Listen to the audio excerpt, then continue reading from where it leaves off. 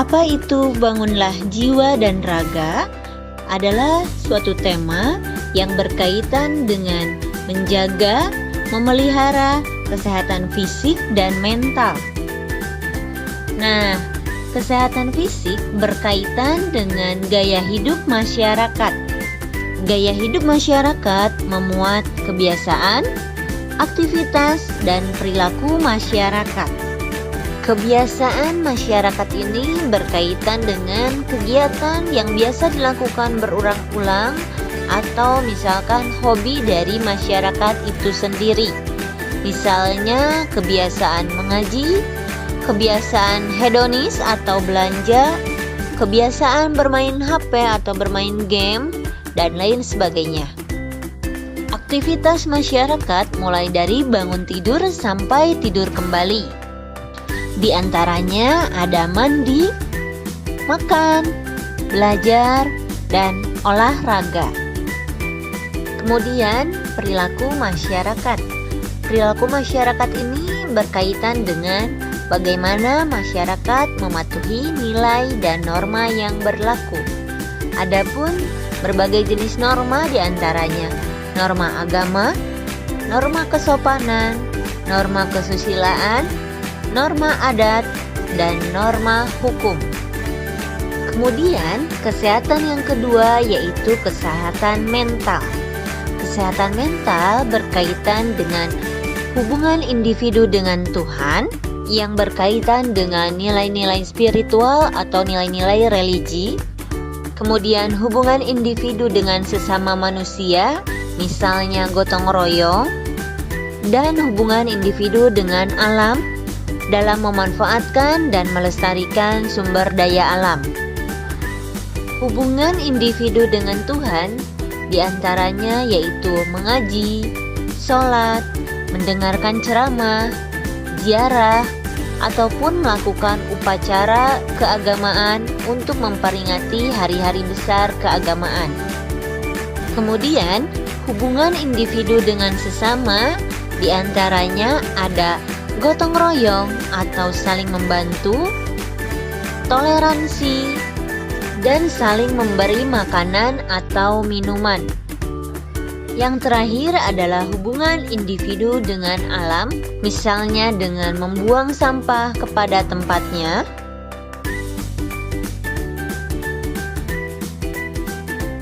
tidak menebang pohon sembarangan, dan juga menggunakan pupuk organik untuk menanam pohon.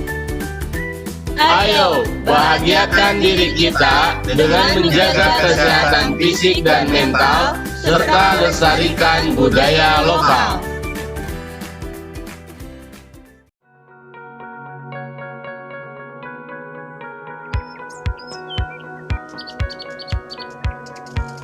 Pola hidup sehat merupakan hal penting yang harus kita lakukan.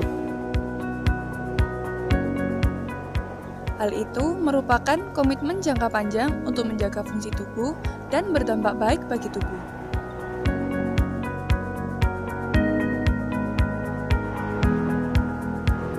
Salah satu pola hidup sehat yang dapat kita jalani yaitu olahraga. Jogging merupakan olahraga yang mudah dan dapat dilakukan oleh semua kalangan. Cukup 30 menit saja, namun rutin dan dilakukan secara teratur.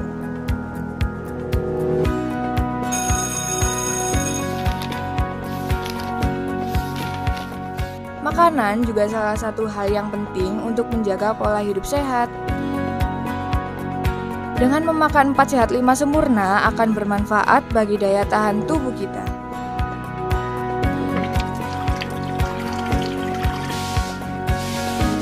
Pola tidur juga harus kita jaga. Idealnya, kita tidur 7-8 jam setiap hari agar tubuh kita sehat dan bugar. 60-70% dari tubuh kita adalah air. Maka dari itu, kita perlu minum air yang cukup tiap harinya agar kita tidak dehidrasi. Minum cukup 2 liter air atau setara dengan 8 gelas air putih. Ayo mulai hidup sehat untuk menjaga kesehatan tubuh dan masa depan yang cerah.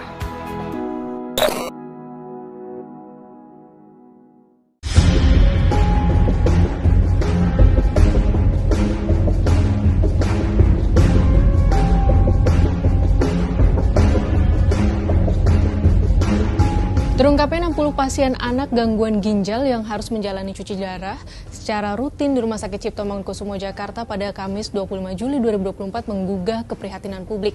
Sungguh miris betapa tindakan cuci darah yang biasanya dijalani orang dewasa, bahkan lanjut usia, kini semakin banyak dijalani oleh anak-anak.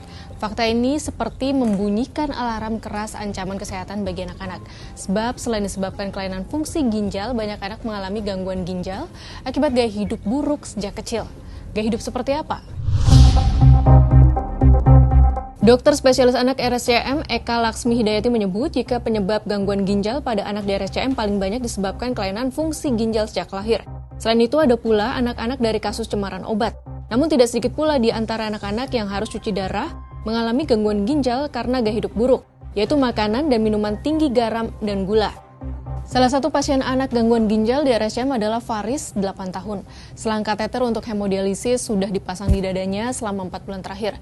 Dalam kurun waktu itu pula, bocah kelas 2 SD ini terpaksa berhenti dari sekolah karena harus menjalani cuci darah 2 kali seminggu. Pertumbuhan fisiknya pun semakin menurun, dia tak mampu lagi berlari-lari selayaknya anak lain karena mudah kelelahan. Hari-harinya kini dilalui di atas kursi roda. Ibu Faris, Dewi Ningrum, mengakui gangguan ginjal anaknya turut diperparah oleh pola makan yang kurang baik. Kini Faris harus hidup dengan selang di dadanya. Pola makannya pun diatur ketat, tidak boleh terlalu banyak mengandung gula dan garam. Selain itu dia harus mengonsumsi sekitar 10 jenis obat terdiri dari 20 tablet per harinya. Bukan tanpa alasan minuman berpemanis menjadi tersangka penyebab penyakit ginjal pada anak-anak. Apalagi makanan dan minuman semacam ini sangat disukai anak-anak. Orang tua pun sering abai mengingatkan anak untuk membatasi konsumsinya. Belum lagi soal iklan minuman berpemanis dalam kemasan yang membombardir. Lama-kelamaan gula sudah menjadi semacam candu. Menurut anjuran Kementerian Kesehatan, batas konsumsi gula harian yakni 10% dari total energi 200 kilokalori. Angka ini setara 4 sendok makan atau 50 gram gula. Sementara batas maksimal konsumsi gula anak-anak 3-6 sendok teh sehari atau 1 hingga 3 sendok makan per hari. Bahkan anak-anak di bawah 4 tahun sebaiknya menghindari makanan dan minuman dengan gula tambahan dan berpemanis. Sebagai perbandingan, Kementerian Kesehatan menyebutkan minuman soda memiliki kandungan gula 27 gram setara 1,8 sendok makan. Teh kemasan mengandung 20 gram gula setara 1,3 sendok makan, sedangkan susu kotak 19 gram atau 1,2 sendok makan. Menurut Data Center for Indonesia Strategic Development, orang Indonesia setidaknya mengonsumsi minuman berpemanis dalam kemasan atau MBDK 1 hingga 6 kali per minggu. Kurangnya pemahaman soal batas aman konsumsi gula ditambah maraknya paparan iklan MBDK dikhawatirkan membuat konsumsi gula masyarakat tidak terkontrol. Penelitian Center for Indonesia Strategic Development juga menyatakan anak Indonesia terpapar iklan MBDK di televisi setidaknya setiap 4 menit sekali. Kembali ke soal pasien anak gangguan ginjal di RSCM, Ketua Pengurus Pusat Ikatan Dokter Anak Indonesia atau IDAI, Dr. Piprim Basarah Yanwarso, memberikan tips untuk mengurangi risiko anak terkena penyakit gangguan ginjal. Pertama, biasakan anak minum air putih, ya, jangan air manis, ya, jangan yang mengandung gula ataupun minuman manis dengan pemanis yang seringnya itu high fructose corn syrup, ya. Sirup jagung yang tinggi fruktosa. Nah, ini banyak pemanis yang dalam minuman-minuman kemasan itu ada di minimarket, bahkan di warung-warung pinggir jalan, di depan sekolah anak-anak itu ada minuman kemasan-kemasan yang mengandung pemanis yang sangat berbahaya buat kesehatan anak-anak kita kalau dikonsumsi jangka panjang dan terus-menerus.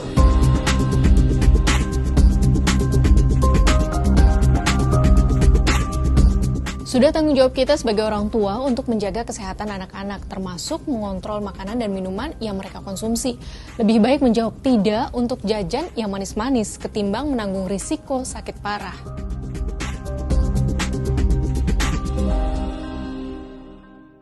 Makanan penting bagi setiap orang, khususnya bagi anak-anak dalam masa pertumbuhan. Oleh karenanya, kota-kota kita dipenuhi toko serba ada, swalayan, dan toko makanan cepat saji dan pasar-pasar makanan segar. Bahkan di jalanan dan trotoar ada lebih banyak tempat untuk membeli makanan. Apa yang dibeli dan dikonsumsi oleh orang-orang sangat tergantung pada pilihan makanan dan minuman yang tersedia. Berapa harganya, penempatan makanan dan minuman di dalam toko, dan bagaimana makanan dan minuman tersebut diiklankan. Semakin banyak toko menjual dan menawarkan makanan cepat saji, minuman berpemanis, es krim, permen, kue-kue, dan segala jenis makanan dan minuman tidak sehat lainnya. Makanan sehat tradisional dari pasar secara perlahan digantikan oleh makanan kemasan yang tidak sehat dari swalayan, toko serba ada, dan gerai-gerai makanan cepat saji.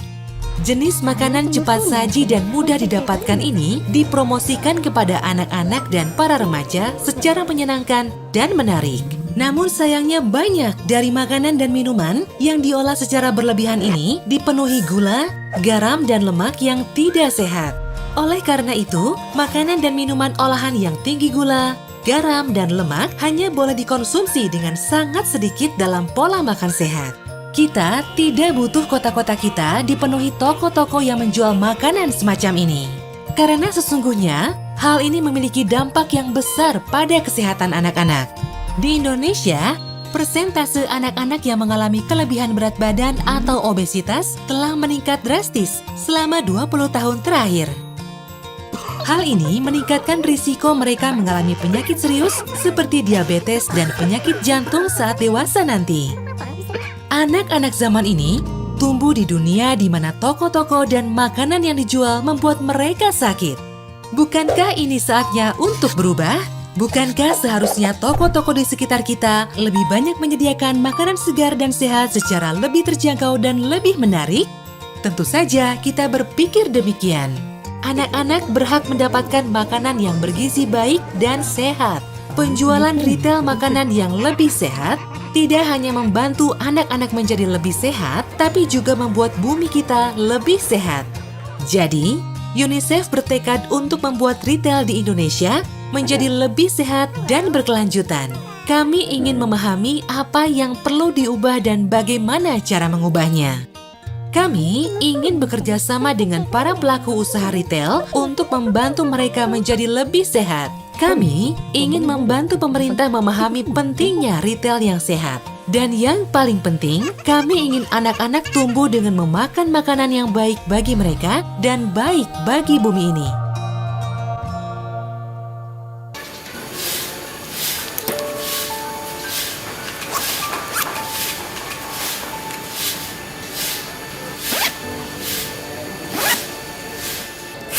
Dan dia teman sekelas gue, Aldo. Lo belum pulang? Belum, gue harus kerja dulu.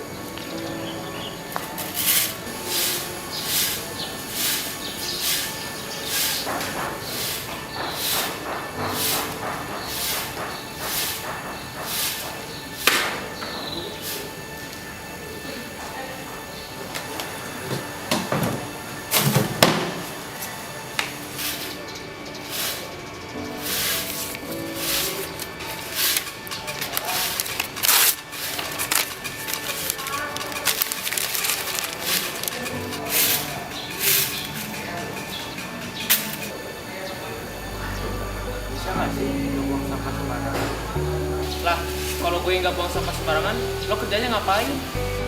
Maaf, bukan maksud gue untuk ngeringetin kerjaan gue, tapi dengan lo nggak buang sampah sembarangan, lo udah membuat hal positif untuk sekolah ini. Maksudnya, lo mau kan sekolah ini jadi bersih dan nyaman? Ya mau lah. Nah, gue harap lo bisa ngerti. Dok, gue sadar gue salah. Gue kepengen sekolah ini jadi bersih, tapi gue cuma ngandelin tukang bersih-bersih doang, dan malah gue buang sampah sembarangan.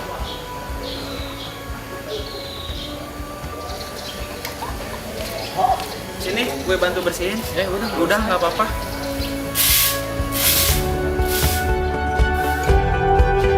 Aksi kriminal yang dilakukan oleh para remaja belakangan ini kian mengkhawatirkan, mulai dari tawuran, pembacokan, penjambretan, dan bahkan penganiayaan.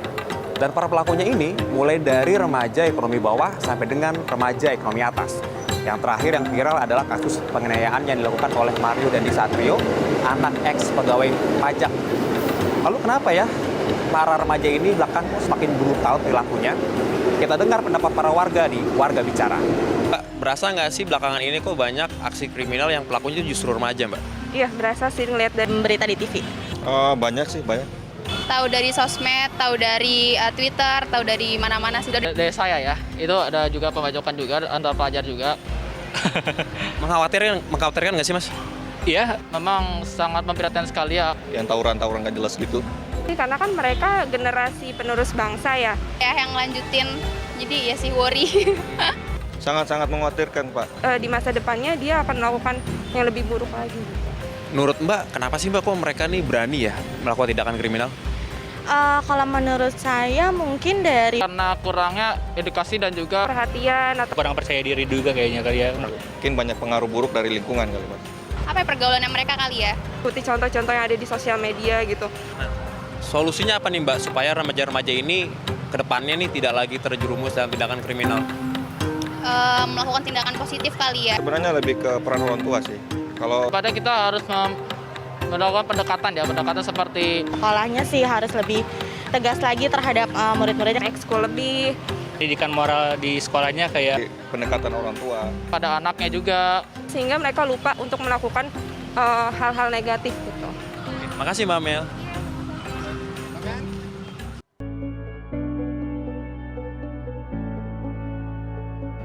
Inilah kehidupan yang terjadi pada masyarakat saat ini.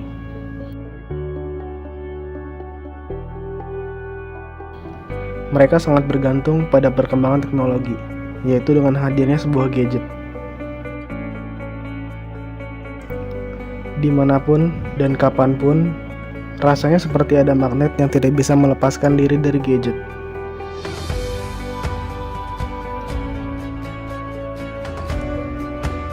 Seakan-akan kita memiliki dunia sendiri.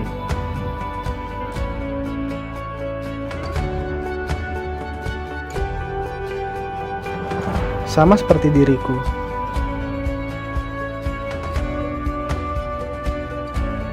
Setiap hari tidak bisa lepas dari alat ini.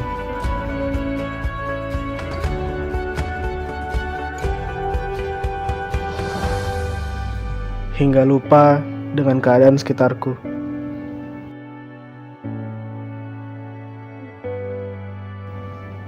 Aku tak mengenal waktu.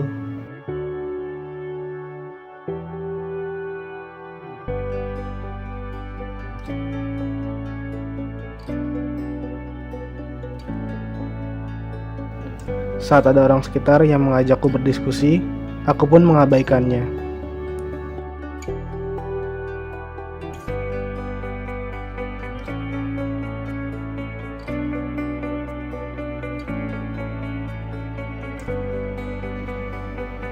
Aku merasa terganggu jika ada orang lain yang menghubungiku.